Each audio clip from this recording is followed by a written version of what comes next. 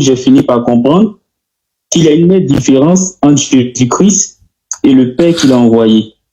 Notamment, il y a des questions de rhétorique que vous avez soulevées, comme quoi, si Jésus-Christ est le Père, pendant qu'il était 9 mois dans le ventre de Marie, alors qui Marie priait et qui l'humanité priait? Une autre question qui m'a fait réfléchir, lorsque la Bible dit comme ça que Jésus-Christ se retirait pour prier Dieu, alors s'il est lui-même le Père, alors comment fait-il qu'il prie Dieu au lieu de se prier lui-même?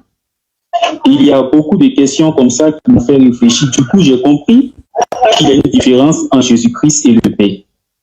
Mais il y a quand même des choses que j'aimerais comprendre.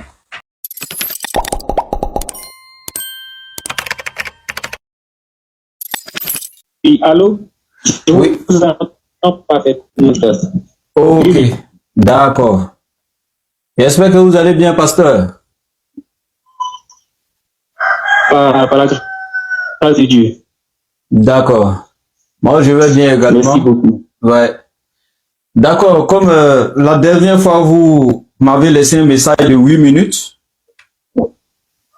Oui. Et que j'ai pris le soin d'écouter. J'ai relevé les questions aussi également que vous avez laissées dans le message.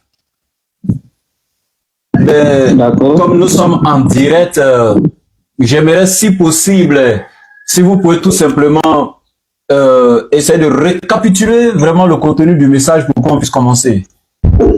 Pour me rafraîchir la mémoire. D'accord, il n'y a pas de souci. D'accord, il n'y a pas de souci. Déjà, merci beaucoup, Stas, pour l'opportunité que vous me donnez de m'exprimer, on va dire, sur votre plateau. J'ai fini par comprendre qu'il y a une nette différence entre Jésus-Christ et le Père qui l'a envoyé. Notamment, il y a des questions de rhétorique que vous avez soulevées, comme quoi, si Jésus-Christ est le Père, pendant qu'il était 9 mois dans le ventre de Marie, alors qui Marie priait et qui l'humanité priait?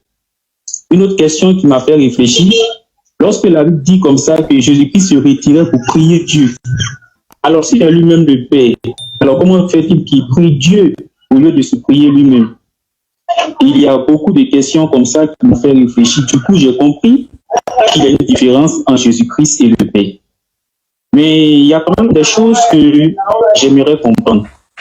Par exemple, quand je lis la prière de Jésus-Christ en Jean chapitre 17, le verset 5, il dit là-bas que le Père le glorifie de la voix qu'il occupait auprès du Père avant la création du monde. Or, il me semble que dans votre développement, Christ n'a pas eu une existence préhumaine. Autrement dit, il n'a pas existé quelque part à Marie.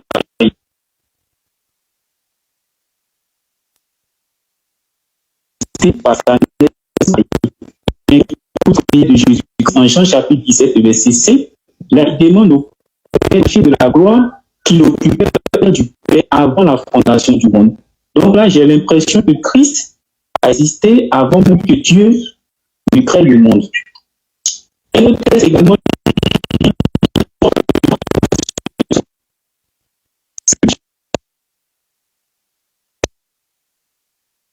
à Nicodème que lui, Jésus-Christ, est descendu du ciel.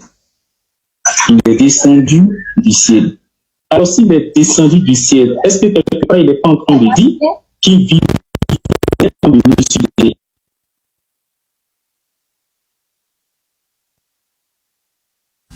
Un autre texte,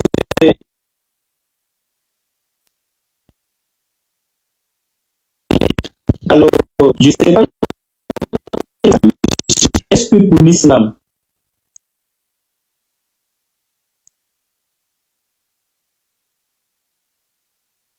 que ce jardin était sur la terre? Parce que quand je lis un peu la chronologie, le chapitre 1, le verset 1 et 2 me dit que Dieu a créé la terre. Mais en cette étape, la terre est formée des êtres. Et à partir du verset 3, il est question de l'aménagement de la terre. Donc,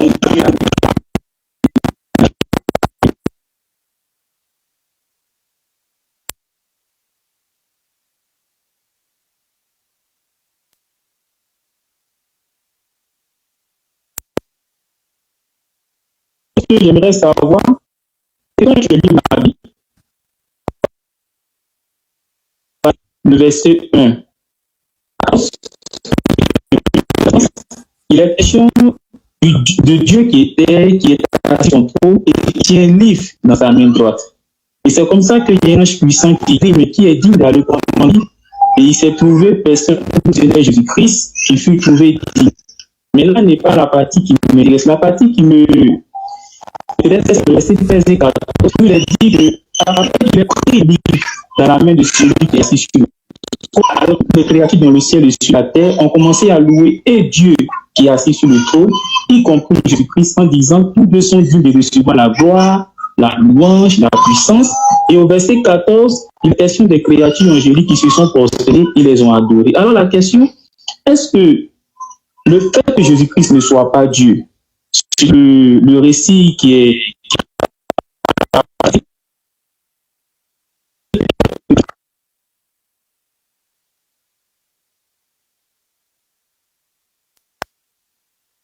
moment. Merci pour ce passe. Ok. Merci beaucoup, frère pasteur. Je suis très content pour votre sincérité. Les sommes surtout les pasteurs qui sont contre vous. Vous avez dit tantôt comme ça que en me suivant personnellement et en général les autres frères de l'interreligieux, moi particulièrement, y compris sur la nature de Jésus, sa position s'alterne vis-à-vis de la position du grand Dieu créateur de toutes choses, etc. Et moi, c'est dans cette logique-là que je suis. Et je ne suis pas je suis qu'un apprenant toujours et je parle tout simplement le peu que j'ai les autres autour de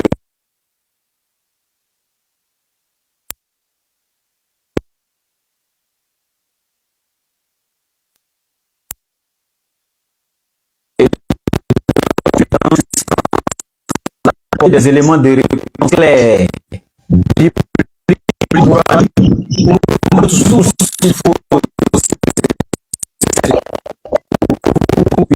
Donc avoir des réponses à vos questions. La première question est si Dieu, pourquoi dans Jean se passe de son existence?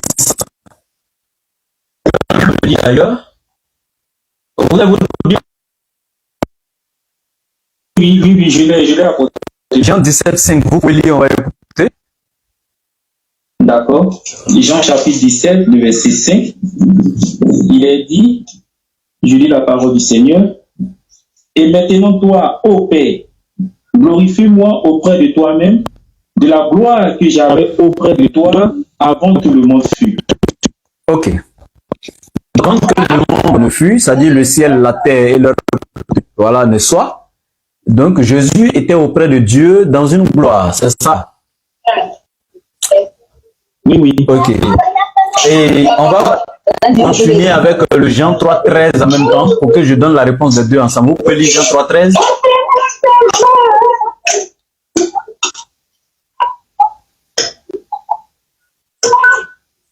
Pasteur? Oui, allô? Oui, vous pouvez lire Jean 3,13, comme ça je vais répondre les deux ensemble en même temps. Allô, je ne vous entends pas. Allô? Oui, allô, je dis? Allô, oui. Vous m'entendez? Oui, un peu mieux, un peu mieux. Ok. Est-ce que vous pouvez lire Jean 3,13 et répondre les deux en même temps ensemble? Jean 3,13, oui. D'accord.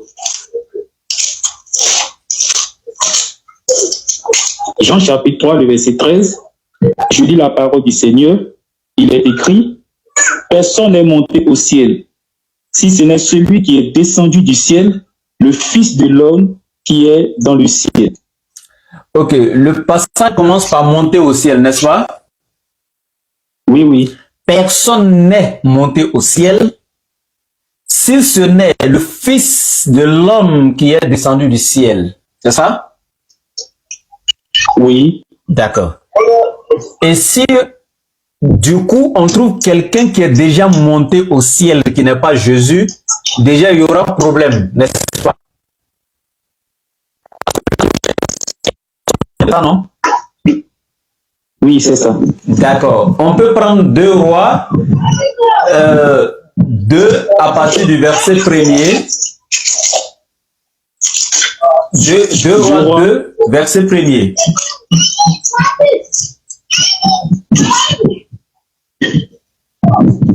Oui, j'ai fait la lecture. Ok, je vous écoute. Il est dit, lorsque l'Éternel fit monter Élie au ciel dans un tourbillon, Élie partait de Gilgal avec Élisée. D'accord. Donc, au verset 2, oui.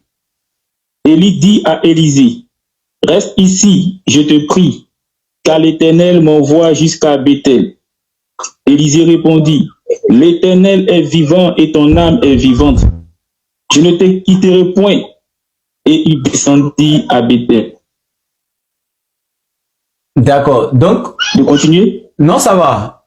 On voit bien que Élie est monté au ciel, n'est-ce pas? Oui. Ok. Alors que le passage de Jean 3,13 dit personne n'est monté au ciel. Si ce n'est le Fils de l'homme qui est descendu du ciel. Mais nous voyons dans 2 Rois 2:1, Élie est monté au ciel. Et il est monté au ciel. Pendant que Élie montait au ciel, le Christ n'était pas encore venu sur la terre. D'accord, on va prendre Hébreux 11, verset 5e. Hébreux 11. Verset 5e. D'accord.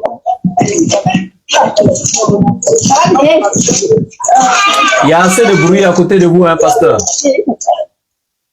Oui, d'accord,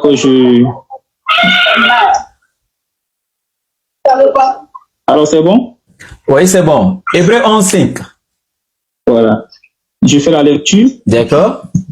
Je lis la parole du Seigneur. C'est par la foi qu'Enoch fut enlevé pour qu'il ne vit point la mort et qu'il ne parut plus parce que Dieu l'avait enlevé.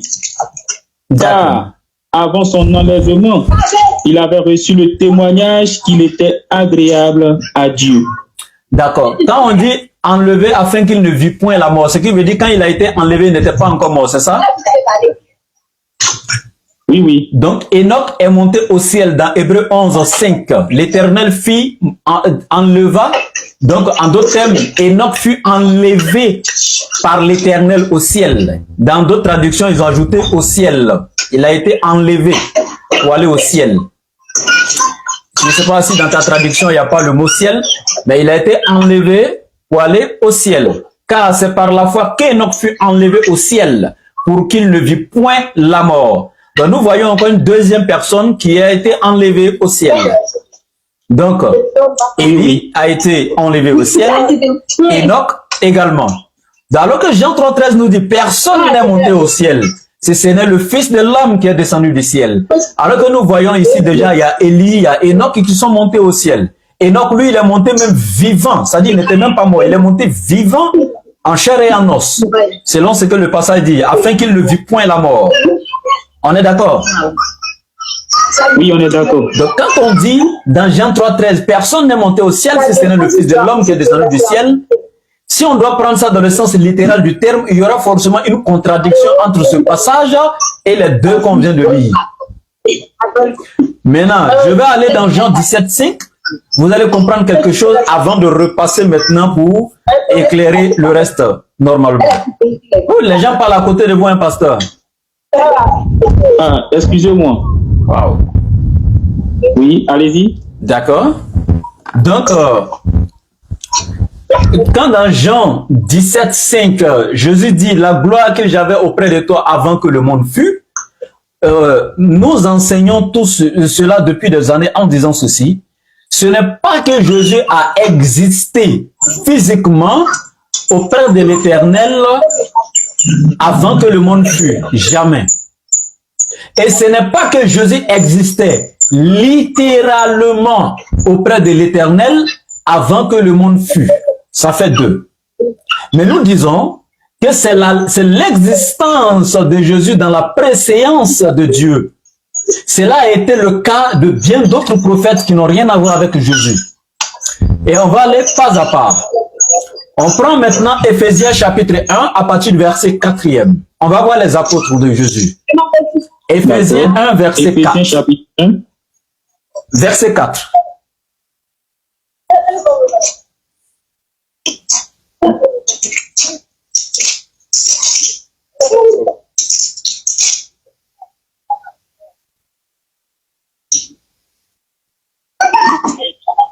Si vous voulez, je peux lire pour vous aussi. Hein? Oui, vous avez dit Éphésiens Chapitre 1, verset 4. Si vous voulez, je peux lire pour vous également. Hein? Le verset 4. Oui. D'accord. Éphésiens 1, 4. En lui, Dieu nous a élus avant la fondation du monde pour que nous soyons saints et irrépréhensibles devant lui. Donc nous voyons les disciples de Jésus ici, dans Éphésiens 1, 4, qui ont été élus avant la fondation du monde par Dieu. Est-ce que cette élection des disciples de Jésus avant la fondation donc du monde, il y a problème, hein, pasteur, il y a trop de bruit. Oui. Parce que nous sommes en direct, quand il y a trop de bruit, vous ne pouvez pas aller quelque part où il n'y a pas assez de bruit? Oui, effectivement, je suis en train de dire aux enfants de citer. Voilà. Donc, je dis ici, vous voyez que les disciples de Jésus, en lui, en lui, Dieu nous a élus avant la fondation du monde. Donc, les disciples de Jésus ont été élus avant la fondation du monde. Est-ce que les disciples existaient physiquement ou est-ce que c'était littéralement qu'ils existaient auprès de Dieu quand Dieu les choisissait avant la fondation du monde? Non. Est-ce qu'ils étaient quelque part en train d'exister et puis Dieu les a choisis? La question qu'on se pose. Étaient-ils quelque part en train d'exister quand Dieu les choisissait? Pasteur? Oui, allô? Est-ce que quand Dieu les choisissait, ils étaient quelque part dans le monde en train d'exister en ce moment avant la fondation du monde? Non, non, ils n'existaient nulle part. Voilà. Je parle des disciples, hein? Oui, oui, ils n'existaient nulle part. D'accord. Mais le fait que Dieu les ait choisis avant la fondation du monde, c'est une grâce, n'est-ce pas? Oui, oui, c'est une grâce. C'est une gloire, n'est-ce pas? Oui. Mais si les disciples disent maintenant, Dieu, nous te remercions pour la gloire que nous avions auprès de toi lorsque tu nous as élus avant la fondation du monde, est-ce que cela ferait de Dieu? Non. C'est une gloire d'être élu par Dieu avant la fondation du monde. Tel que Jésus aussi était dans la gloire de Dieu avant la fondation du monde. On est d'accord? Oui. D'accord. On va voir autre encore. Ça, c'était la Bible Louis II. Je lis version Martin. Voilà. Selon qu'il nous avait élus en lui avant la fondation du monde. Ça, c'est la traduction Martin. Je prends la traduction Darby. Selon qu'il nous a élus en lui avant la fondation du monde. Donc, tu vas prendre toutes ces Bibles-là, que ce soit Chouraki, que ce soit la nouvelle édition de Genève, quelle que soit la version de Bible que tu prendras, c'est le même verset. Il n'y a pas de débat là-dessus entre les chrétiens. Les disciples ont été élus avant la fondation du monde, alors que les disciples n'existaient nulle part. Donc, l'Éternel les a glorifiés, les a gratifiés, les a honorés, selon ce passage, en faisant quoi? En ayant élu donc les disciples de Jésus avant la fondation du monde. Mais alors que les disciples de Jésus n'existaient nulle part avant la fondation du monde. On est d'accord? Oui, oui. D'accord. On va voir un autre passage encore qui est intéressant. On va prendre 1 Pierre 1, verset 20. D'accord.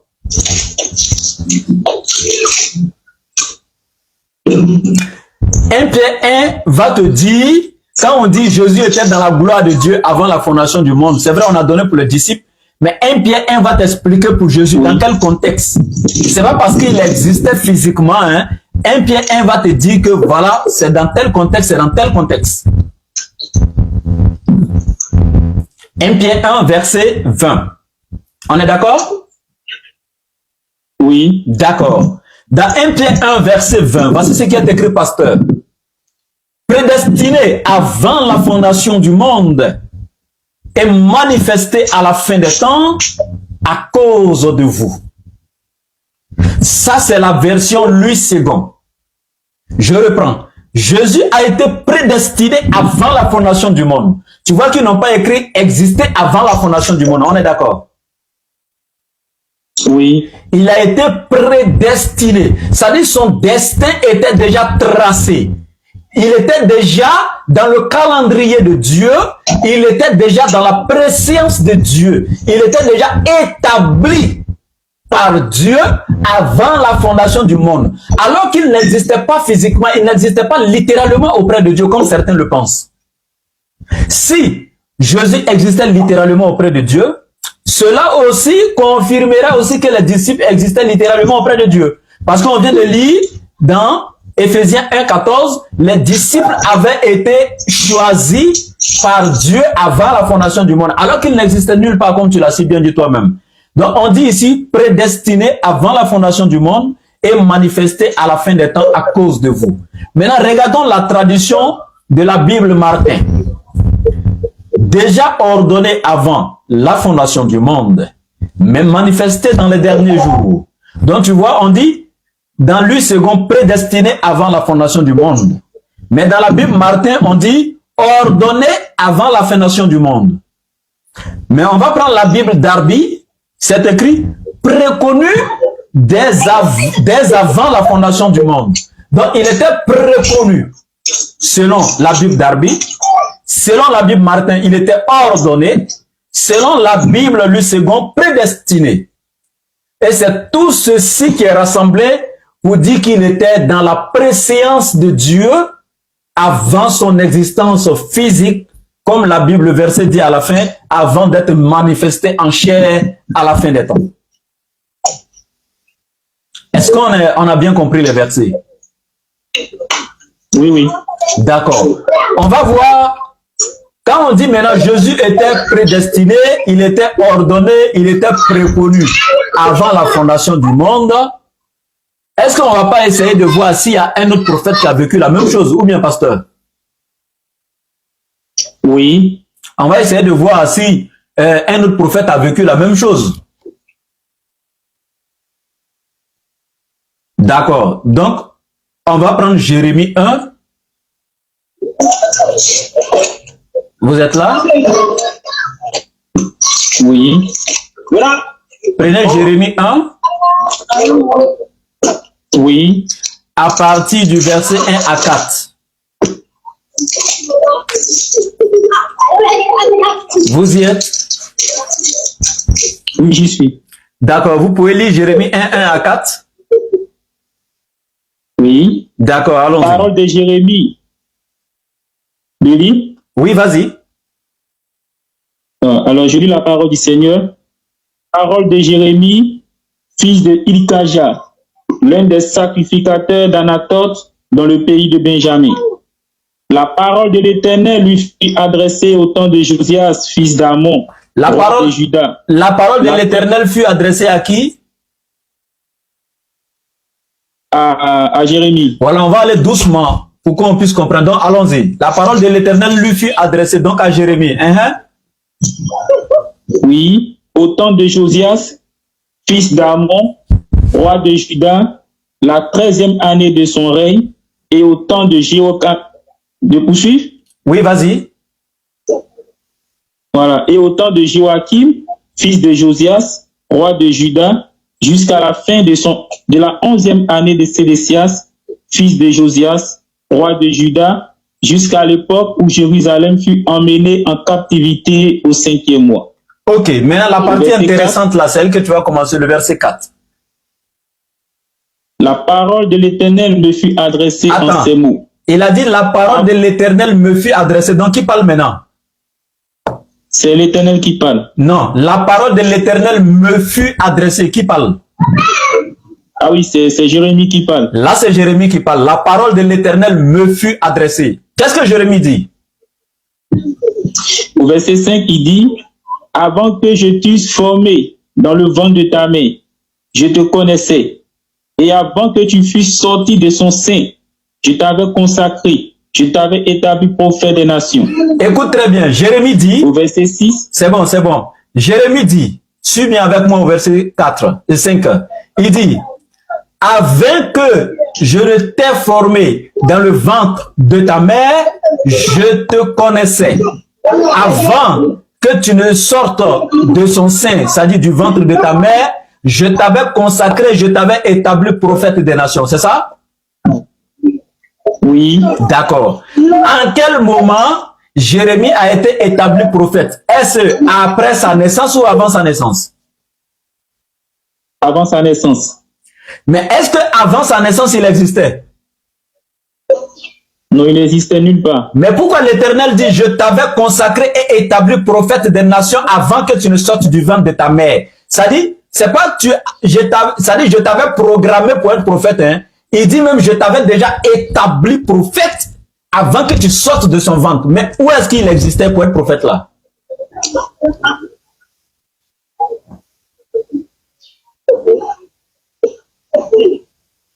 C'est une question? Oui, oui.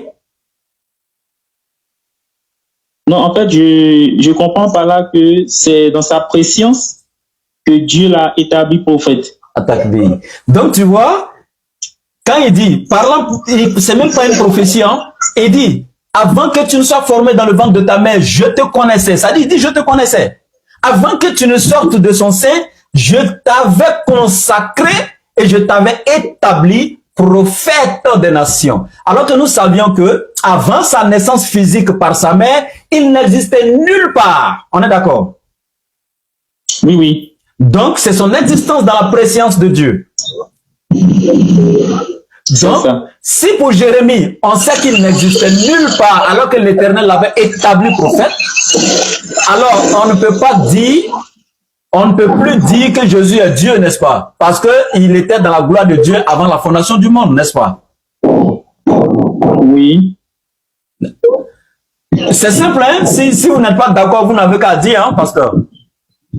C'est ça. Non, en tout cas, Oustaz, j'ai parfaitement compris ce que vous avez dit. Mais en même temps, pendant que vous étiez en train d'argumenter, il y a d'autres tests aussi qui m'embrouillent un peu. Ok, mais dès le premier test... Bon, ok, d'accord, allez-y. Voilà, le premier test qui m'est venu à l'esprit, c'est le test de Colossiens chapitre 1, le verset 15, où là, il est dit que Christ est le premier-né de toute la création. C'est-à-dire, il y a un classement qui est fait. Oui. On dit que Christ est une créature, mais il est le premier. Okay. Comme pour dire que nous savons que Dieu a créé toutes choses, mais Christ fut créé en premier. Okay. Or, la terre fait partie de la création, les anges. Donc, dans le classement, c'est comme si Christ a existé en premier. Par conséquent, il est venu même avant que les anges, avant la terre. Donc, je veux que vous m'éclaircissiez un peu là-dessus. D'accord. Je vais vous éclaircir dessus, mais je termine ici avec un autre bonus. 2 Timothée 1,9. On va lire rapidement. Dans 2 Timothée 1,9.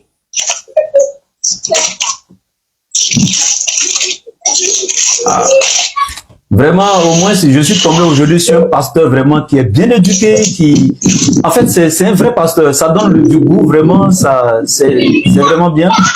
Pendant qu'il y a des gens qui cherchent même pas à comprendre, c'est pour bavarder seulement sur les réseaux. Je pense que c'est bien. Dans 2 Timothée 1,9.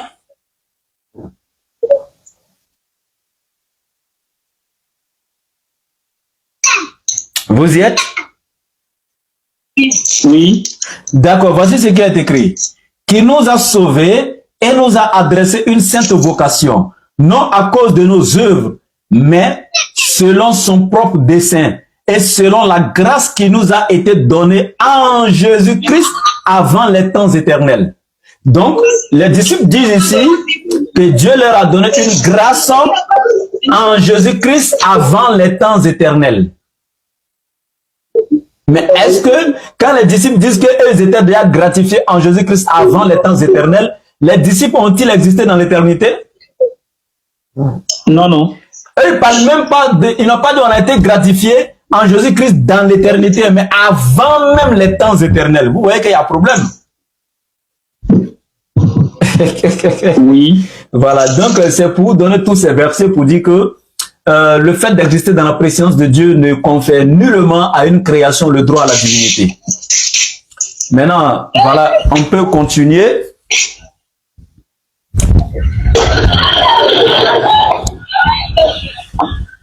On va maintenant continuer avec l'autre problématique que vous avez soulignée en ce qui concerne Jésus-Christ qui est, selon Colossiens 1,15, il est l'image du Dieu invisible, le premier-né de toute la création.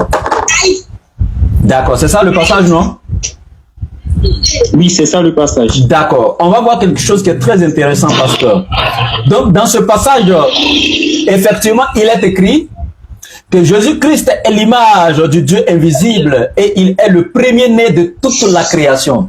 C'est vrai et c'est effectivement écrit. Mais seulement qu'il y a un souci. Il y a un autre passage qui contredit ce passage-là. Il y a un autre passage qui dit qu'il y a une autre chose qui est la première œuvre de l'Éternel et non Jésus-Christ.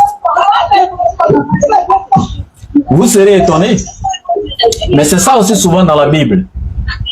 Et donc, quand je vais établir, passer pour Jésus le premier-né de la création, d'abord ce passage même prouve que Jésus n'est pas Dieu. Il n'y a même pas de débat. On va juste expliquer ce que ça veut dire, mais ça prouve déjà que Jésus n'est pas Dieu. Parce que si on dit, pasteur, vous êtes le premier des élèves de troisième, cela sous-entend que vous faites partie des élèves de troisième. Oui, oui. Pour être classé parmi des choses, il faudrait que tu sois parmi ces choses toi-même pour être classé parmi elles. Oui, on ne peut pas prendre un élève de terminale pour venir le classer avec les élèves de troisième, ce serait injuste. Donc, quand on dit Jésus est le premier de la création, c'est qu'il est d'abord créature et il est venu tout simplement en premier rang. On est d'accord? Oui, oui, c'est ça. Il y a Proverbe chapitre 8, verset 22. Vous pouvez prendre Proverbe 8, 22. Toujours pour confirmer ça. D'accord.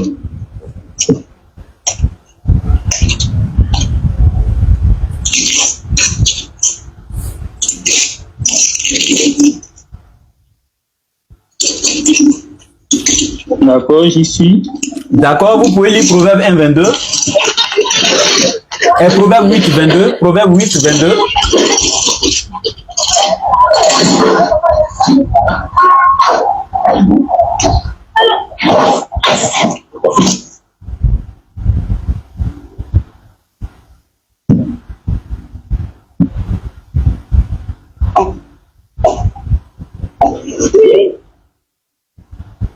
Allô?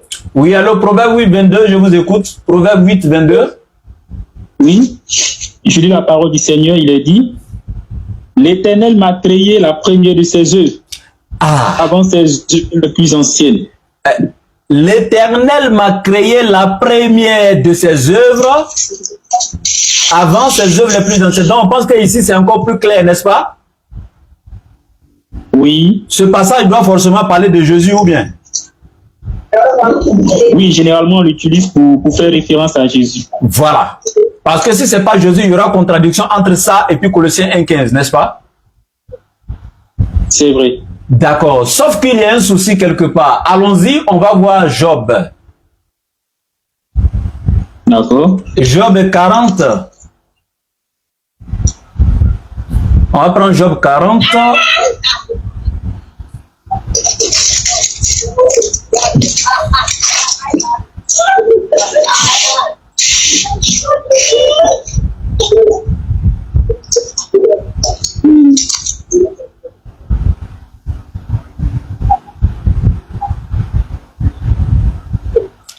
C'est bon? Oui, c'est bon. D'accord, voilà. À partir du verset 15, vous pouvez commencer à lire.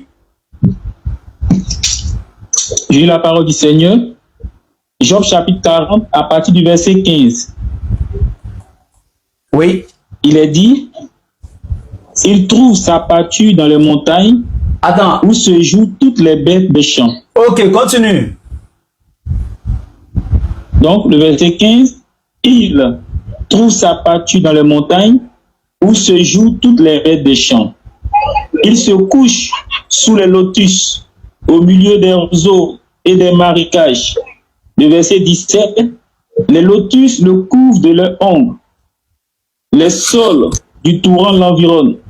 Le verset 18, que le fleuve vienne à déborder, il ne s'enfuit pas. Que le Jourdain se précipite dans sa gueule, il reste calme. Au verset 19, est-ce à force de houvette qu'on pourra le saisir? Est-ce au moyen de filet qu'on lui percera le nez? Le verset 20, prendras-tu le crocodile à la maison? Saisiras-tu sa langue avec une corde? Mettras-tu un jonc dans ses narines? Lui perceras-tu la mâchoire avec un crochet? S'il vous plaît, attendez. Te pressera-t-il de supplications? S'il vous plaît, attendez. Je ne crois pas, ce n'est pas le même verset. C'est Job 40 que vous lisez? Oui, Job 40. Bon, revenez au verset 10, on va voir quelque chose. Au verset 10, on va voir quelque chose. C'est pas la même verset 10. Oh, oui. C'est lui second, vous avez? Oui, c'est la version lui second. Ok, allez-y, à partir du verset 10, je verrai quelque chose. Au verset 10, oui. Il est dit, je lis la parole du Seigneur. Oui. Voici l'hippopotame. Exactement, voici ce que je voulais. La vie. C'est ce que je voulais, vas-y. Voilà, c'est ça, l'hippopotame. Allez-y. Voilà. Au verset 10, voici l'hippopotame, à qui j'ai donné la vie comme à toi. Il mange de l'herbe comme le bœuf. Le voici. Sa force est dans ses reins et sa vigueur dans les muscles de son ventre. Il plie sa queue aussi ferme qu'un cèdre.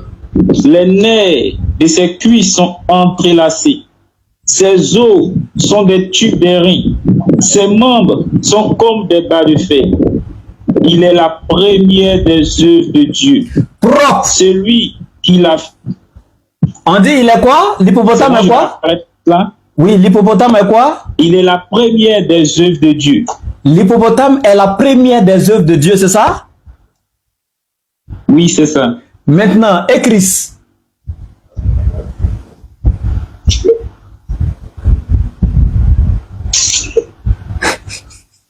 Allô? Oui, allô, je dis écris.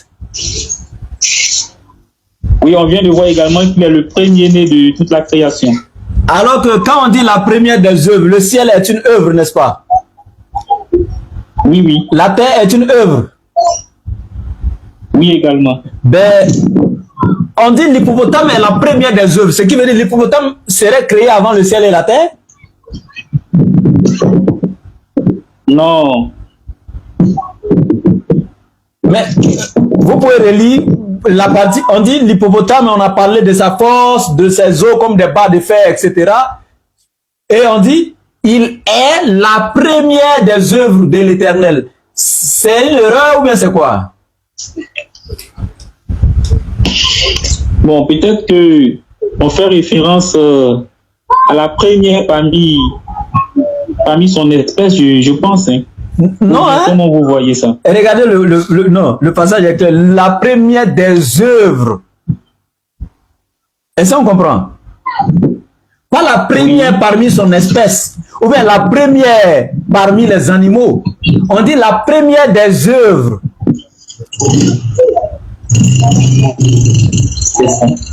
Le français est clair, hein? S'il vous plaît, Oustaz. Oui. S'il vous plaît, Oustaz. Oui. Quand je lis un peu cette portion de l'écriture, oui. Il est mis en relief la force qu'a l'hippopotame. Oui. Il est mis en relief la force qu'a l'hippopotame. Et l'Éternel termine au verset 14 en disant que l'hippopotame est la première des œuvres de Dieu. Est-ce que ce n'est pas dans le classement en ce qui concerne la force qu'ont ces créatures qu'il a faite sur la terre? Oui, mais que, en fait, voilà, quand on classe les créatures, oui, mais cela serait écrit clairement, il n'y a pas de problème. Sauf que l'Éternel parle de sa force, mais il dit, il est la première des œuvres. Il ne parle pas ici de classement dans la force. Quand il parlait de Christ, il dit, il est le premier né de la création. Quand le Paul parlait là-bas, là, on sait qu'il faisait un classement. Alors qu'ici, il est la première des œuvres de Dieu. Tu vois qu'on est obligé de chercher une solution pour pouvoir donner un contexte à ce passage. On est d'accord? Oui, oui. On est obligé de trouver une solution, n'est-ce pas? Maintenant, si la solution n'est pas trouvée, il y aura forcément une contradiction, on est d'accord? Oui, c'est ça. Voilà. Mais généralement, quand tu vas maintenant dans les documents, dans l'exégèse des grands savants chrétiens, comme les 32 érudits de la haute éminence du christianisme, ils vont te dire tous, c'est une erreur. Voilà, les gens ont essayé d'interpréter hein, n'importe qui, mais je suis allé dans les sources des savants chrétiens, etc. Mais c'est clair que c'est une erreur dans la Bible. Et il y en a plein d'autres erreurs comme ça. C'est pourquoi les témoins de Jéhovah, dans la traduction du Monde Nouveau, c'est-à-dire leur Bible, ils ont retranché beaucoup de trucs comme ça, de versets, parce que ça contredisait d'autres versets. Donc, eux, ils ont retranché tout ça. Voilà. Donc, c'est un peu ça. Donc, c'est une manière de vous dire, si on partait sur cette base, on aurait dit aussi que l'hippopotame est Dieu, ou bien l'hippopotame est honoré plus que Christ, parce que lui aussi, il a vécu avant le monde, parce qu'il est la première des œuvres de l'Éternel. Tout simplement. Donc, le fait que Christ soit le premier-né de la création, le classer premier-né, tu vois que, alors que l'hippopotame ici est premier des œuvres, etc. En fait, c'est là, le fait d'être premier-né de la création, ça inclut déjà Christ dans la création. Donc, quel que soit son rang, il ne peut plus être Dieu, il n'y a pas de débat. Parce que Dieu, lui, n'est pas dans le rang. C'est ça, il est une créature. Voilà, donc en ce niveau-là, on sait qu'il est honoré, on sait que Dieu l'a honoré, on sait que Dieu l'a gratifié, Dieu l'a glorifié. Là, aucun musulman ne peut nier cela. Ne serait-ce que par sa naissance, ça c'est déjà exceptionnel. Donc tout musulman doit être forcément d'accord avec ça. Mais dire qu'il est Dieu, ça c'est voilà, c'est une erreur. Donc aucun de ces passages ne confère le droit à la divinité, donc de la divinité à Jésus. Maintenant, si vous êtes satisfait, on va aller sur le côté du paradis. Oui, c'est bon, c'est bon. D'accord. Et moi, j'ai quelque chose à ajouter, hein, s'il vous plaît. Vous devez savoir que quand je vous ai dit que tous les prophètes généralement ont existé dans la préscience de Dieu avant leur existence physique, on a vu Jérémie qui avait été établi et consacré par Dieu comme prophète des nations avant qu'il ne sorte dans le ventre de sa mère. On est d'accord? Oui. Voilà. Il y a aussi un hadith du prophète Mohammed qu'elle appelle dans la sorcellerie dans Sahih Bukhari, Muslim, etc. où le prophète Mohammed est clair. Il dit ceci en ces termes. Kuntu nabiyan wa adamu baynil ma'i wa tin. Donc kuntu nabiyan wa adam baynil ma'i wa tin.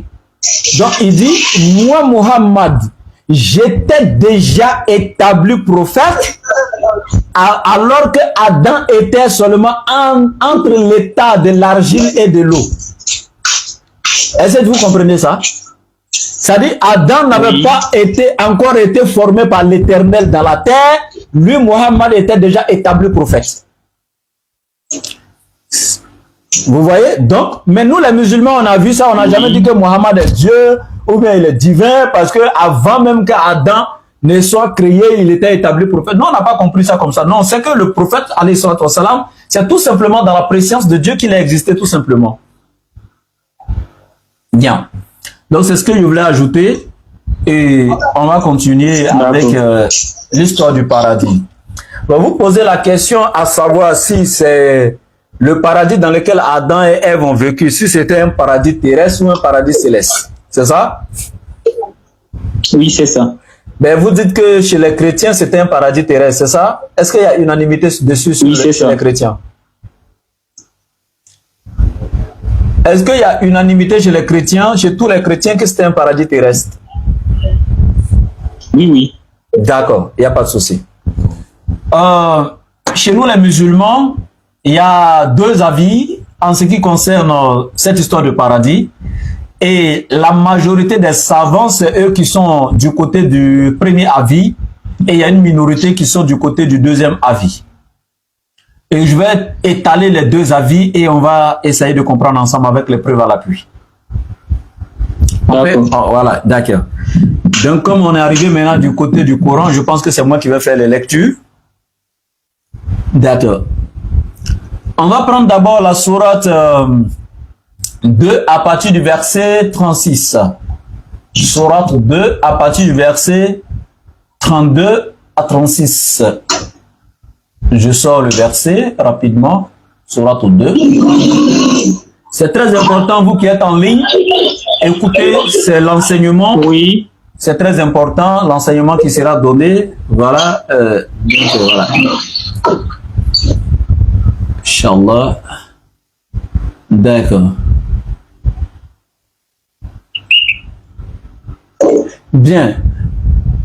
Donc, à partir du verset 35, voici ce qui est écrit. Donc, je lis dans le texte original et ensuite la traduction en arabe. Et dit wa qulna ya Adam iskun anta wa zawjuka al-jannah wa kula minha ragadan haythu shi'tuma wa la taqraba hadhihi ash-shajara fatakuna min az-zalimin.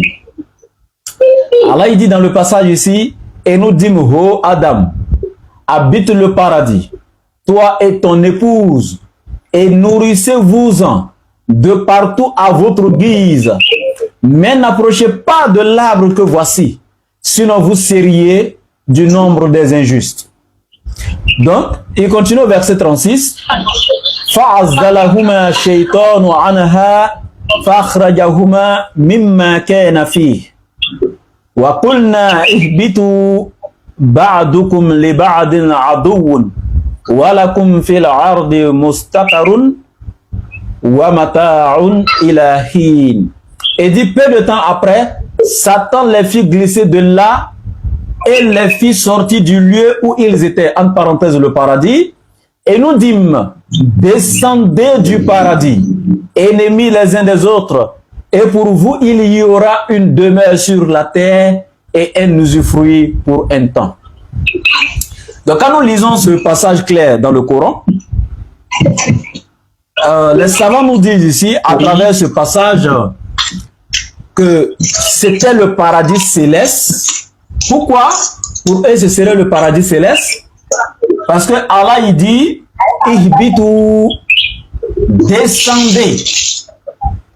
Ba'dukum li ba'din aduun. Donc, descendez du paradis, ennemis les uns des autres. Donc, Allah a utilisé le verbe descendre. S'ils étaient déjà sur la terre, Allah n'aurait pas dû dire descendez. Donc, quand Allah a dit descendez, c'est que c'était le paradis céleste pour ces savants-là. C'est pourquoi Allah a dit descendez sur la terre. Donc, pour eux, ce serait le paradis céleste parce qu'Allah a dit descendez sur la terre. Et Allah il continue en disant il y aura une demeure sur la terre pour vous et un usufruit pour un temps. Donc, si c'était déjà un paradis qui était sur la terre, Allah n'allait pas dire il y aura sur la terre pour vous une demeure. C'est qu'ils n'étaient pas sur la terre.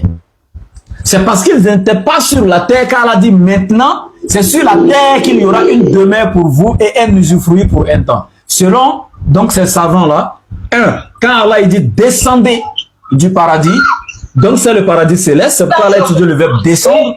Et deuxièmement, Allah il dit il y aura sur la terre une demeure pour vous. S'ils étaient déjà sur la terre, Allah n'allait plus dire il y aura sur la terre une demeure pour vous. Donc voici un peu le deuxième argument. On va continuer. Oh, il y a assez de bruit en pasteur. Voilà. On va continuer avec... Wow. Il y a trop de bruit, pasteur.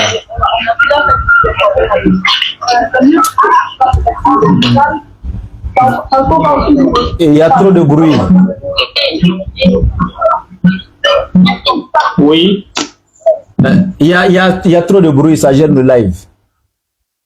Oui, c'est bon. Voilà, ok, ça va. Donc, dans la sourate 7, à partir du verset 117 à 123, voici ce que Allah dit. Et pour ne pas dire la sourate 20, sourate Toha.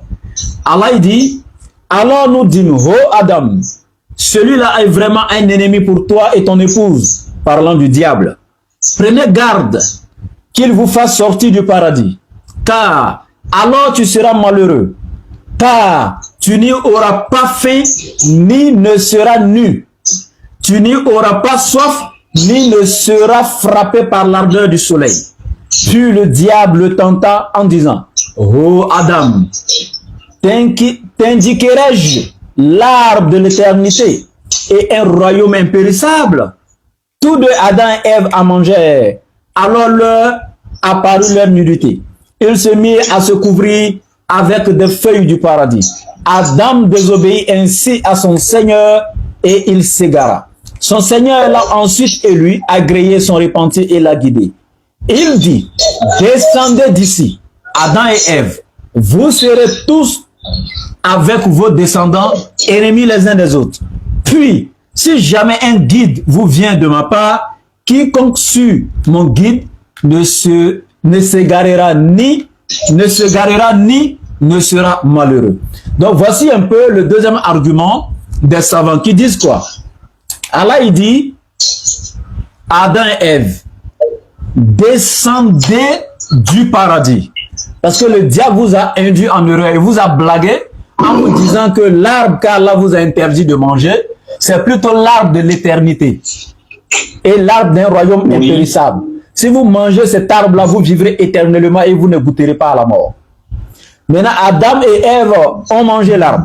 Et après avoir mangé l'arbre, voici ce qui va se passer. Il dit, vous allez descendre du paradis. Alors que, avant que le diable ne les égare, Allah a dit quoi? Si vous restez au paradis, vous n'aurez ni faim, ni soif, ni frappé par l'ardeur du soleil, etc., etc. Donc les savants disent quoi? Ce point montre que c'est le paradis éternel, le paradis céleste, parce que c'est ce paradis-là qui a ces caractéristiques-là. L'ardeur du soleil ne frappe pas là-bas, parce que si c'était sur la terre, l'ardeur du soleil allait forcément frapper un jour. Donc c'est dans le paradis céleste qu'il n'y a pas l'ardeur du soleil qui frappe, il n'y a pas de faim, ni de soif, etc. Deuxième point, ils disent que Adam a reçu l'ordre de descendre, ce qui prouve qu'il était à un endroit haut. Sinon, on n'aurait pas dit qu'il faut descendre. Et puisqu'il a été avec Allah exalté soit-il, il est plus probable que cela soit au ciel. Donc voici un peu le deuxième argument. Le troisième argument, ils disent quoi? Oh, il est parti.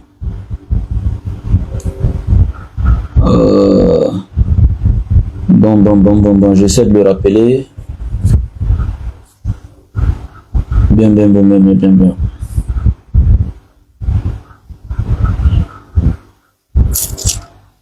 Bon.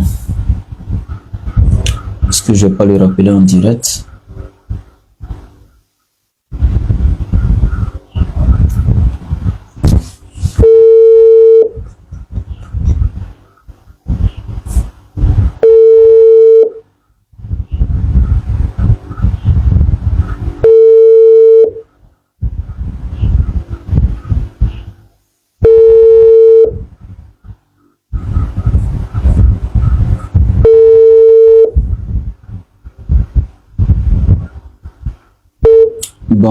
Bon, j'essaie de l'appeler directement, c'est mieux.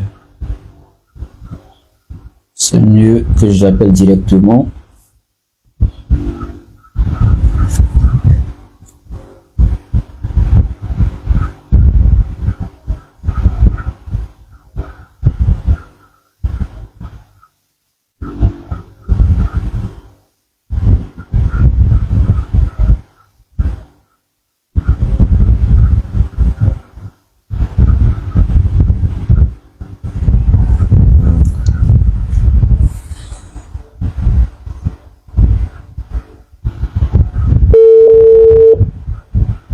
Oui, c'est normal que ça bug. Je suis au village. Je ne suis pas à Abidjan, je suis au village. Il y a un problème de réseau ici. Donc, désolé si c'est défaillant le direct. Ben, on se débrouille. On ne peut pas faire autrement. Voilà. Ah, allô, Stas? Oui, alors? Oui, je crois que c'est le réseau qui est perturbé. D'accord, ça va. Je vais en appel direct avec vous. Ça va. D'accord. Ok. Donc, voici un peu les arguments de ceux qui disent que c'était le paradis céleste. Premier argument, parce que Allah a dit descend. Donc ça montre que c'était un lieu céleste. Deuxième argument, c'est qu'Allah dit il y aura pour vous sur la terre une demeure. Donc ça prouve qu'ils n'étaient pas d'abord sur la terre. Si ils étaient déjà sur la terre, on ne peut plus dire il y aura pour vous sur la terre une demeure. Donc deuxième argument. Troisième argument, les caractéristiques du paradis céleste, où il n'y aura ni faim, ni soif, ni frappé par l'ardeur du soleil, etc. Ils disent que ce n'est pas des caractéristiques d'un paradis terrestre. Donc, troisième argument. Et il y en a qui vont dans la sourate du 9 comme ça pour dire où Allah dit le paradis sera hérité par ceux de nos serviteurs qui ont été pieux. Donc quand on parle ici du mot héritage, c'est parce que ton père possédait ça déjà, que toi l'enfant tu hérites de ça. Donc que c'était le paradis céleste, parce qu'Allah dit le paradis par lequel les croyants seront récompensés le jour du jugement dernier est un héritage pour eux. Et si ce paradis est un héritage, c'est que c'est celui-là que le père avait hérité, possédait. Donc c'est ce que l'Éternel avait confié à Adam et qu'il a perdu. Donc c'est dans ce sens-là, Allah nous ramène sur la terre pour que nous travaillions maintenant, nous donc obéissons à ses lois, etc. Tout, en tout cas se soumettre à sa volonté, quel que soit le moyen par lequel donc nous allons passer pour pouvoir retourner dans ce paradis. Donc voici un peu les arguments. Quant à ceux qui disent que c'était un paradis terrestre, voici aussi également leurs arguments. On prend par exemple la sourate 7 à partir du verset 20 à 21. Voici ce qui est écrit. Puis le diable, afin de leur rendre visible ce qui leur était caché, leur nudité, leur chuchota, disant, votre Seigneur ne vous a interdit cet arbre que pour vous empêcher de devenir des anges ou d'être immortels. Et il leur jura, vraiment, je suis pour vous un bon conseiller. Donc le premier argument ici de ceux qui disent que c'est un paradis terrestre, c'est que Allah a pris l'engagement pour dire que le paradis céleste qui est auprès d'Allah, ce paradis-là, aucun mécréant ne peut accéder dans ce paradis, ne peut rentrer dans ce paradis. Il n'est pas fait pour les mécréants. Il est fait que pour les croyants. Alors, si le diable, qui est le père même de la mécréance, comment a-t-il pu rentrer dans ce paradis pour aller égarer Adam et Ève, alors qu'un mécréant ne peut pas rentrer dans le paradis céleste? Donc, voici leur premier argument. Si c'est le diable qui est rentré dans le paradis pour aller égarer Adam et Ève, cela ne peut pas être le paradis céleste. Pourquoi? Parce que le diable ne peut pas rentrer dans le paradis céleste. Sinon, l'Éternel va se contredire lorsqu'il dit les mécréants ne prennent pas part, ils ne peuvent pas rentrer au paradis céleste. Alors que le diable même qui est leur père, comment a-t-il pu rentrer dans le paradis pour aller égarer Adam et Ève? Deuxième argument, ça c'est quelle sourate? Toujours le verset 40 de la sourate 7. Allah dit pour ceux qui traitent de mensonges nos enseignements et qui s'en écartent par orgueil, les portes du ciel ne leur seront pas ouvertes et ils n'entreront au paradis que quand le chameau pénètre le chat de l'aiguille. Ainsi rétribuons-nous les criminels. Donc il dit ici tous ceux qui ont traité donc les enseignements de Dieu en mensonge et se sont enflés d'orgueil en se détournant des enseignements divins, les portes du ciel ne leur seront point ouvertes. Donc nous comprenons que le père même du mensonge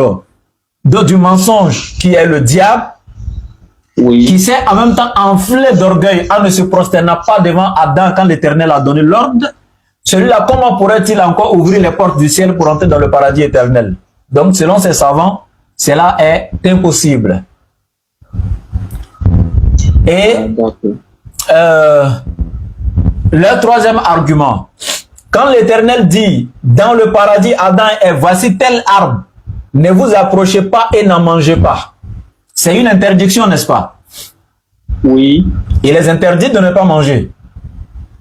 Alors que les savants là disent que logiquement dans le paradis céleste, il n'y a point d'interdiction parce que Allah il dit que tout est permis puisque c'est une récompense. Dans une récompense, on ne peut pas le mettre encore interdiction là-bas.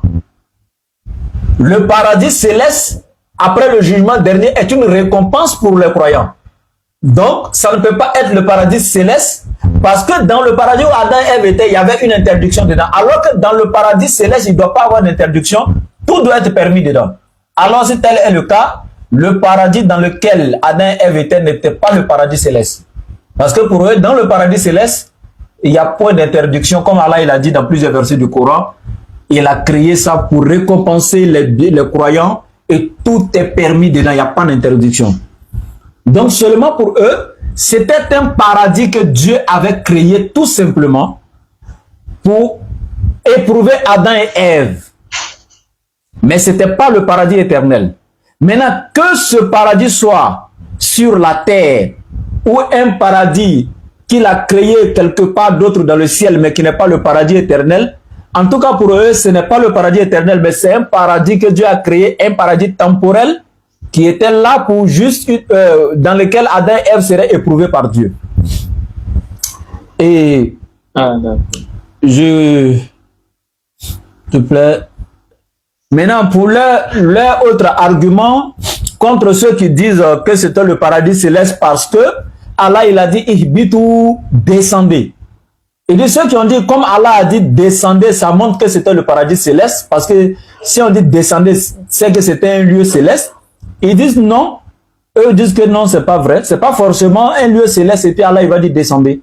Par exemple, concernant Noé, lorsque le déluge a eu lieu, et que l'Éternel a fini de châtier, quand il a fini de détruire tout, et qu'il devait ordonner à Noé de descendre de l'arche avec les créatures qu'il portait dans l'arche, l'Éternel a dit quoi? Ya Nuhun, ihbit bisalamin minna wa barakat. Allah a utilisé le même verbe ihbit, descend avec la paix et la bénédiction sur la terre. Donc Adam était déjà sur la terre.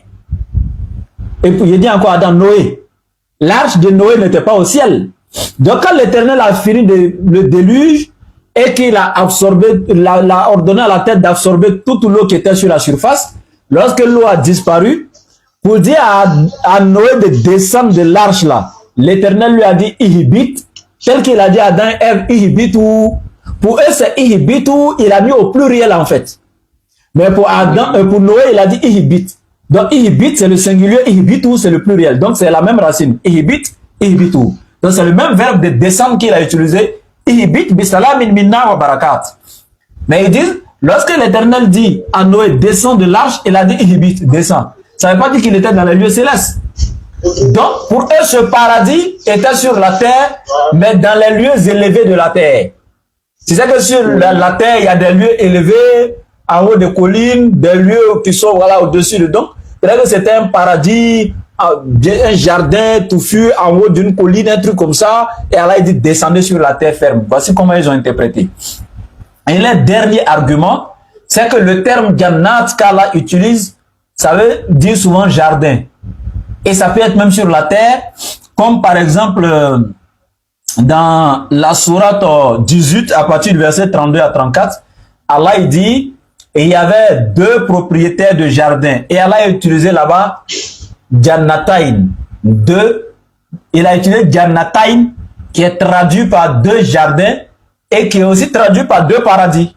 Parce que Jannat, c'est le paradis. Donc Jannatain, deux paradis. Mais alors que Allah est désignant ici deux jardins.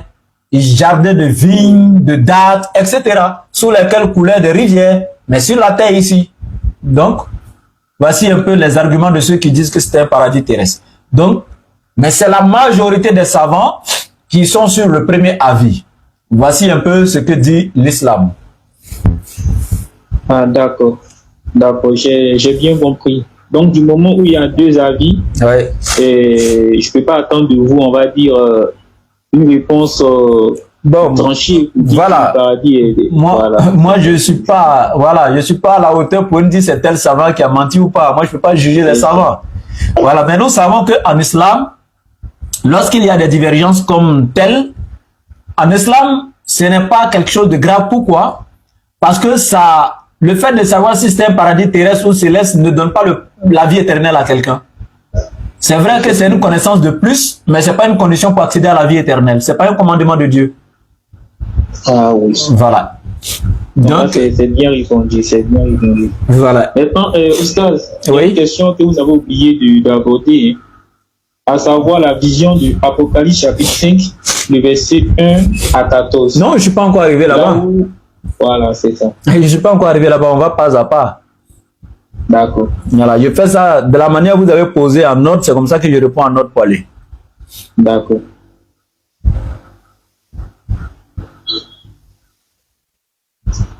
Ok.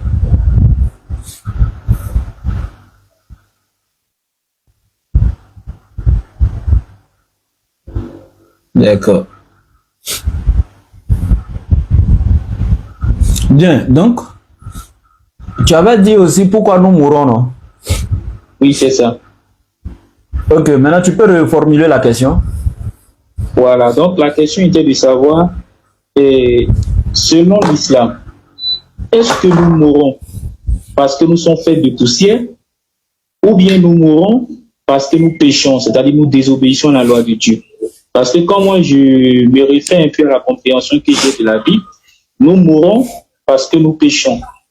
Parce que la Bible dit notamment en Genèse chapitre 2 que lorsque Dieu a créé Adam et Ève et qu'il les a mis dans le jardin, il leur a donné un interdit. Et il leur a même dit la conséquence en cas de violation de l'interdit. Il leur a dit s'ils violaient l'interdit, ils allaient mourir. Ce qui est arrivé quand ils ont violé l'interdit, quand ils ont péché, ils sont morts. Et plus tard, quand on prend le texte de Romains, chapitre 6, le verset 23, Paul revient pour dire que le salaire du péché, c'est la mort. Autrement dit, quand tu pêches, c'est-à-dire quand tu désobéis à l'ordre divin, la conséquence, tu dois mourir. Partant de ces deux faits, je comprends par là que nous mourons parce que nous péchons. Maintenant, qu'en est-il de l'islam? Est-ce parce que nous sommes faits de poussière d'argile que nous mourons ou c'est parce que nous transgressons, nous désobéissons, nous péchons que nous mourons? D'accord. Très belle question. Je dirais tout simplement que ça n'a rien à voir. Parce que pourquoi chez nous, dans l'islam, Adam et Ève, quand ils étaient au paradis et que l'Éternel leur a dit de ne pas naturellement manger l'arbre, le fruit de l'arbre interdit, s'ils n'avaient pas mangé naturellement, ils n'allaient pas mourir. On est d'accord? Oui, on est d'accord. Le fait de sortir du paradis, la mort est déjà décrétée. Parce que c'est seul dans le paradis qu'on ne meurt pas et dans l'enfer qu'on ne meurt pas. Ce sont les deux endroits qui sont éternels. Ceux qui rentrent dans la gêne, c'est éternellement. Ceux qui rentrent dans le paradis, c'est éternellement. C'est pourquoi on parle de la vie éternelle. Donc, du moment où ils sont déjà sortis du paradis, la mort est décrétée. Maintenant, si c'est à cause des péchés, parce que chez nous, le péché originel n'existe pas. Maintenant, si c'est à cause des péchés de nous autres que nous mourons, je dirais qu'il y a un souci. Parce que les enfants qui naissent et qui meurent en même temps n'ont pas grandi pour commettre des péchés. Ça fait un. Deuxièmement, quelqu'un me dira, non, mais c'est le péché d'Adam qui coule dans leurs veines. Mais si c'est encore l'héritage du péché d'Adam qui est dans leurs veines, il y a problème. Parce que la Bible dit, c'est celui qui pêche, c'est celui qui sera condamné. Et le père ne sera pas puni pour le péché des enfants, ni les enfants pour le péché de leur père. Deutéronome 24, 16 et Jérémie 18, verset 18 à 22. L'Éternel est clair. Et Ézéchiel 18, verset 18 à 22. Le père ne sera pas puni à cause de l'iniquité du fils, ni le fils à cause de l'iniquité du père. Donc l'Éternel ne peut pas dire ça et puis venir encore condamner un enfant par le péché d'Adam. Ça, c'est impossible. Ou bien faire couler le péché d'Adam dans les veines d'un enfant comme si c'était le VIH qui se transmettait. Non. Dieu n'est pas comme ça. Celui qui a commis le péché, c'est lui qui est responsable du péché. Donc la question qu'on se pose, alors que la Bible nous dit aucun péché n'héritera de la vie éternelle, on est d'accord? Oui, oui, on est d'accord. Si aucun péché n'héritera de la vie éternelle, quand un enfant naît avec le péché d'Adam et qu'il meurt étant bébé, est-ce qu'il peut aller au paradis s'il a le péché d'Adam à lui? Parce que s'il a le péché d'Adam, il est pécheur. Donc il y a problème. L'enfant ne peut pas venir avec le péché d'Adam. Parce que tant qu'il a le péché d'Adam, il devient pécheur. Parce qu'il a le péché en lui. Donc, nous vivons les conséquences du péché d'Adam, mais nous n'avons pas le péché d'Adam littéralement parlant. Je répète, nous vivons les conséquences du péché d'Adam, mais nous n'avons pas le péché d'Adam en nous. Maintenant, pour répondre à ta question, en ce qui concerne la vie éternelle, etc., tout simplement,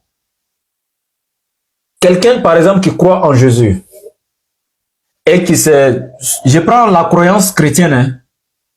Moi, je suis musulman, mais je prends la croyance chrétienne pour que vous compreniez mieux. On dit que croire à la mort de Jésus, tu as la vie éternelle. Tous tes péchés sont pardonnés. On est d'accord? Bon, quand quelqu'un vient se confesser et puis croit en Jésus, il a accepté Jésus dans sa vie, naturellement, tous ses péchés sont partis. Jésus a tout pris, n'est-ce pas? Allô? Oui, allô? Naturellement, quand quelqu'un a cru en Jésus et qui s'est donné à Jésus, ses péchés sont déjà pris par Jésus, n'est-ce pas? Oui, oui. On dit qu'il est né de nouveau. C'est ça. Mais logiquement, si c'est pour le péché, par le péché que nous mourons, lui ne doit plus mourir, n'est-ce pas? Oui. Parce que Jésus a déjà pris ses péchés. Donc, même s'il est sur la terre, il n'a plus de péché, naturellement, il ne doit plus mourir. Mais pourquoi il va mourir? Oui. Il va mourir parce que la mort est déjà un décret tant que tu es sur la terre. Ce n'est pas l'être humain seulement. Donc, on ne peut pas parler des péchés d'Adam et Ève dans ça. Ce n'est pas l'être humain seulement. L'arbre meurt, l'homme meurt, les autres créatures meurent, les animaux, tout meurt. Même à la fin des temps, toutes les créatures disparaîtront. Même les djinns, les anges, tout. C'est l'Éternel seul qui restera. Et ensuite, maintenant, il va ressusciter tous et puis il va passer au jugement. Donc, quelqu'un ne dira pas, quand on dit par exemple, il va plier les cieux, même Apocalypse le dit, ou je sais pas, dans d'autres versets de Bible, les cieux seront enroulés et même la terre comme une natte. Si les cieux et la terre seront enroulés comme une natte, ce qui veut dire que toutes les créatures disparaîtront. Et ensuite, maintenant, il va les ressusciter pour aller au jugement. Donc, toutes ces créatures qui mourront là, ils n'ont pas le péché d'Adam dans les veines, mais pourquoi ils meurent? Je prends les génies comme ça. C'est aussi des créatures, des esprits invisibles que nous ne voit pas, mais c'est aussi des créatures. Mais ils doivent tous goûter à la mort, n'est-ce pas? Mais Adam et Ève n'existent pas chez eux. Donc, eux n'ont pas de péché originel chez eux. Donc, moi, je dis tout simplement, Adam a désobéi dans le paradis. Dès qu'il est sorti du paradis, la mort est automatique. Parce qu'il y a déjà un paradis et un enfer. Mais si nous ne mourrons pas, comment on ira au paradis ou en enfer? Il faille qu'on meure pour aller en jugement et les bienheureux seront au paradis et les châtiés dans la gêne. Mais il faille qu'il y ait la mort pour qu'on aille en jugement. Donc, que tu sois pécheur ou pas, ça c'est décrété. C'est pourquoi même si tu vas croire en la mort de Jésus aujourd'hui, tout le monde va dire oui, tes péchés sont finis, tu es né de nouveau. Mais malgré ça, tu vas mourir pour aller en jugement. Et dans 1 Pierre 4, si je ne m'abuse, il est clair là-bas. Le jugement commence même par la maison de Dieu, c'est-à-dire par les chrétiens. Voilà. Donc, voici un peu ce que je pourrais dire là-bas. Pour nous, les musulmans, il n'y a pas trop grande chose à ce niveau. Du moment où Adam est sorti du paradis, la mort devient un décret. Ça, c'est clair. L'être humain mourra. C'est ça. Voilà. Tu es né poussière, tu retourneras poussière. Et ça, il n'y a même pas de débat là-bas. Voilà. Maintenant, si c'est la cause du péché qui a fait sortir Adam, même en islam, on est d'accord, c'est parce qu'il a désobéi qu'il est sorti du paradis. Donc, nous, on n'a pas de problème avec ça. Et c'est depuis là que la mort est, voilà, obligatoire pour tous ceux qui sont sur la terre. Et il y aura un jugement où tout le monde passera. Il n'y a pas de problème là-bas. D'accord, c'est compris. D'accord. Maintenant, vous avez parlé du livre de Apocalypse. C'est ça? Oui, Apocalypse chapitre 5. D'accord, il n'y a pas de souci.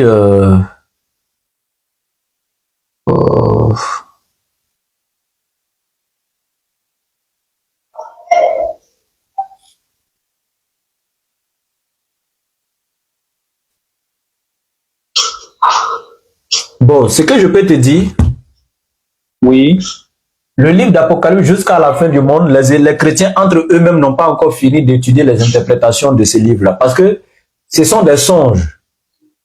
C'est ça. De gens, des rêves.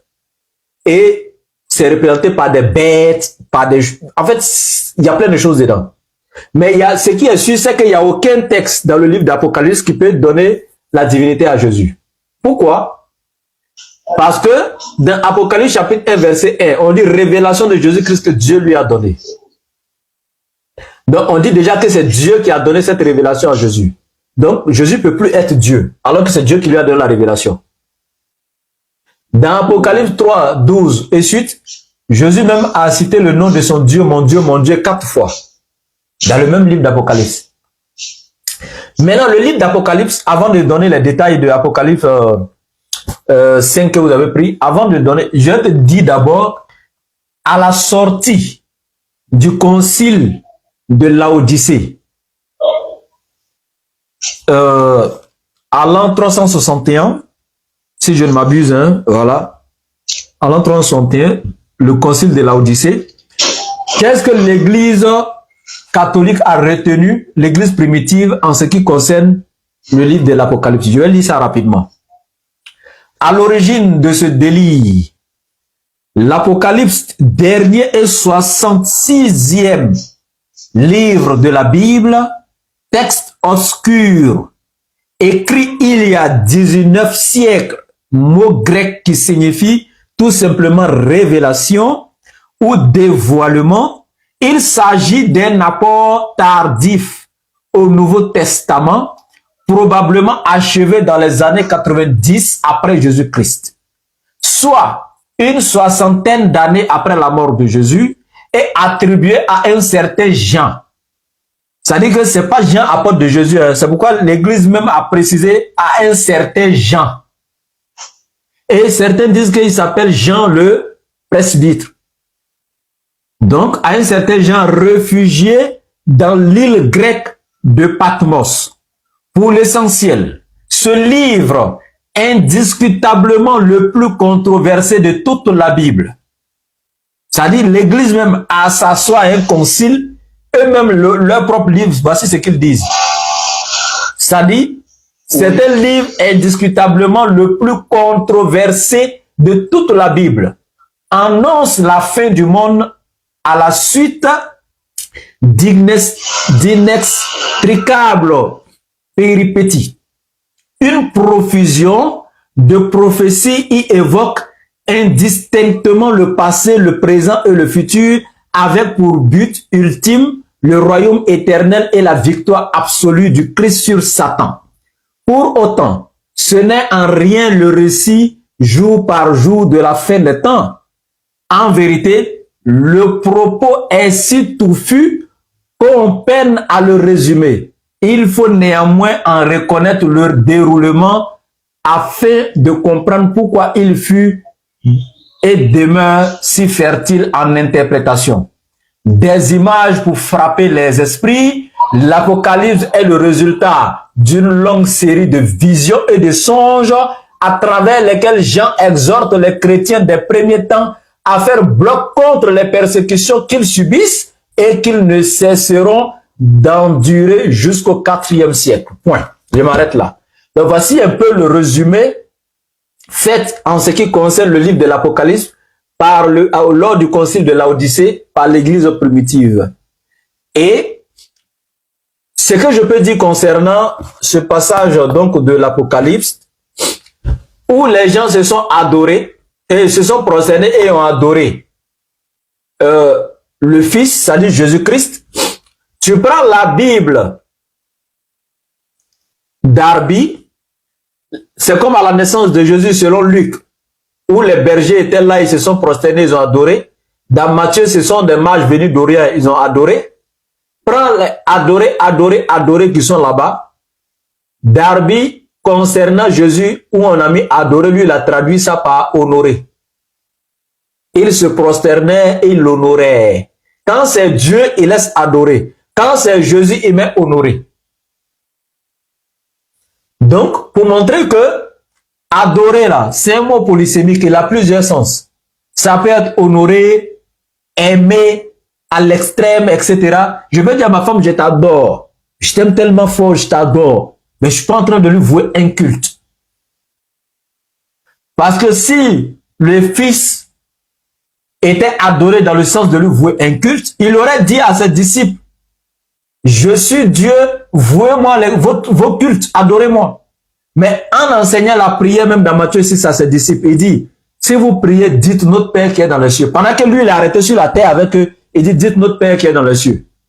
Pourquoi il ne dit pas aux disciples, adressez-moi vos prières, mais plutôt notre Père qui est dans les cieux. Donc, en aucun cas dans le livre d'Apocalypse, on peut aller prouver là-bas que Jésus est Dieu. Si à l'introduction, déjà même, on dit que c'est la révélation de Jésus-Christ que Dieu lui a donnée. Maintenant, si on dit qu'il a son trône, il a ceci, on sait qu'il est honoré par Dieu. Il n'y a pas de problème, on est d'accord avec ça. Il est honoré. Parmi tous les prophètes passés en Israël, il serait vraiment le plus grand, etc. Tout ça, même de par sa naissance, il est exceptionnel. Non, il n'y a pas de problème au niveau de l'islam. Il a tous les honneurs, mais cela ne lui confère nullement le droit à la divinité ou le droit à un culte quelconque qui lui serait voué en tant que divin. Voici ce que je peux te donner. Merci.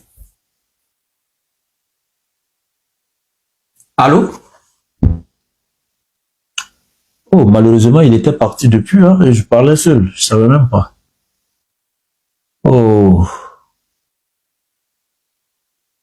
Voilà, moi, je suis fatigué, hein, donc, je suis fatigué, je crois que je vais m'arrêter là.